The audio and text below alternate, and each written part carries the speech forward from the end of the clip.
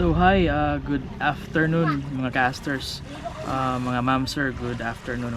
So for those na hindi pa nakakilala sa akin, ako pala si Clyde, no. So of course yung name sa vlog ko is si Clyde Asters Vlogs, no. Yun din yung name sa YouTube channel natin, okay? So, ma'am, sir, today pala is Sunday, so time check, it's already 3:34 PM, no.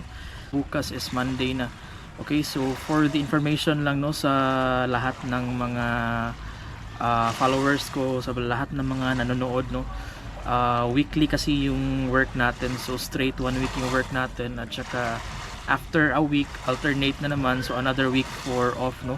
So yung week ngayon is still off ko, so for next week Monday, so straight na naman tayo for duty. Okay, so for this Sunday mga casters, good thing, no, na hindi siya umuulan, kasi mostly sa mga days, I mean sa week na to ay umuulan, kasi nga siguro you already know mga casters na we're already entering the months, sa mga buwan na tag-ulan na talaga, di ba? So for today mga casters, I'll be making a content, no, pero it will be a short content. This will be considered as an unplanned, no, hindi to plano na content, unexpected, no. So pwede natin tawagin talaga na unexpected na content. So yung content natin for today is ano lang, isa na to sa content ko pala, makipagkilala sa inyo. So parang din to sa mga followers natin na hindi pa nakakita sa atin, hindi pa nakakilala sa atin, no, kasi mostly sa mga pinupost ko, especially sa reels ko sa Clyde Asters Vlogs na Facebook page ko, ay mga puro driving lang, hindi ni masyado talaga nakikita yung itsura ko, no. Kaya isa na lang dito sa way para at least mapakilala ko yung sarili ko, at saka mapakita yung itsura ko, no, kung sino si Clyde. Okay, so mga caster, last week nung duty ko, nag-inform din ako, no, through posting sa Facebook ko na I will be targeting na mag-vlog, no. Gawin ko tong content yung sa Top Cebu. If you're going to check my Facebook page, nag-post ako ng picture ng tops, pero i-clear ko lang mga caster sa mga mamster, hindi sa akin yung picture na yun. Okay, hindi sa akin yun. Nilagay ko lang yung picture na yun para at least makita niyo yung itsura, so sa tops, no. So yun sana yung i-vlog natin for this week, pero unexpectedly may emergency. Nasabi ko naman sa post ko doon na may emergency, kasi yung papa ko actually mga casters, mga mamster, is admitted sa hospital, and medyo unstable pa rin, unclear pa rin yung case niya, no. So galing siya nag-undergo ng operation, and we're still waiting for the biopsy result, no. So kaya hindi tayo nakapag-vlog sa tops, and I was planning na not just only tops, hindi lang tops lang sana yung i-vlog ko for this week. Mag-vlog rin sana ako, mag-content din sana ako na iba't ibang mga lugar din sa Cebu na maganda, no. So by the way, nasa Cebu, Philippines pala tayo, no. So ito yung location ko, and that's it, no. So top sana, pero unfortunately dahil sa emergency kaya hindi natin natuloy. So before I'm going to have my duty tomorrow mga casters, kaya napaisipan ko na lang mga casters na mag-vlog kahit ano lang, kahit short lang na content, no, para at least makita nyo yung itsura ko, kung sino ako, and including na rin yung including sa topic ko, I mean including sa content ko, yung mag-use tayo ng drone natin, no, para ipakita ulit sa inyo mga casters yung lugar na tinitirahan natin mga casters. Okay, so I'll be using my Air 3 drone para may makita tayo ng mga aerial drone views, no, and shots dito sa lugar namin, no. Actually hindi ko to lugar talaga, ito yung lugar sa asawa ko.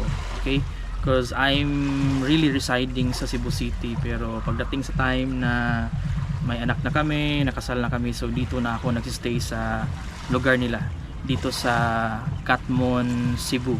Okay, so somewhere located sa northern part sa Cebu, isa itong probinsya. Okay, so mga casters, for today's content, no, gaya ng nasabi ko kanina, short video lang to.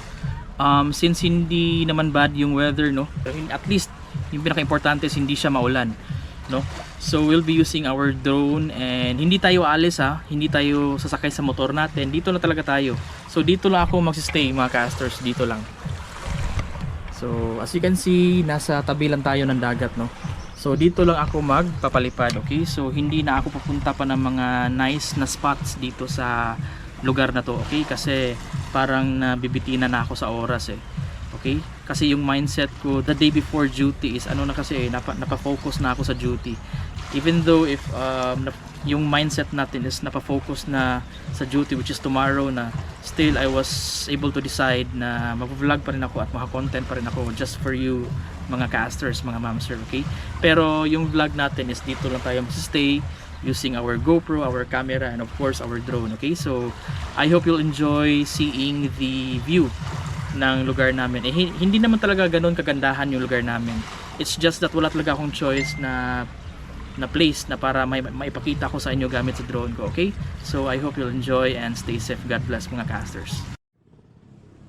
So mga casters, bago tayo magpapalipad, no, I just wanna say na sana walang mga hindrances, walang mga distractions, walang mga delay, walang mga reasons na pwede na interfere sa pagbablog natin, no, sa next ko na off, okay? Next 1 week na off, okay? So let's just hope and pray mga casters na tuloy-tuloy tayo na makapag-vlog for my next off. Bale, hindi pa yun next week, okay? Kasi next week is my duty, so next week, alright? So hopefully na for next week makapag-vlog tayo. And of course, hindi pa rin nagbabago yung first natin na target, which is yung tops of Cebu. Okay, so that will be my first content and vlog. So abangan yung mga casters yan, okay? So let's just hope and pray na walang mga interference, walang mga distractions and problems na makahinder sa plan natin na mag-vlog for next week, okay? So mga casters, yun, no, nakuha na natin yung drone. So napwesto ko na yung drone natin, no? So ito pala yung drone natin mga casters. Malaki yan mga casters, ha? Malaki yan. So ito yung remote controller natin mga casters, no? Yung RC2 na tinatawag. Tapos may accessory din tayo na para mailagay natin yung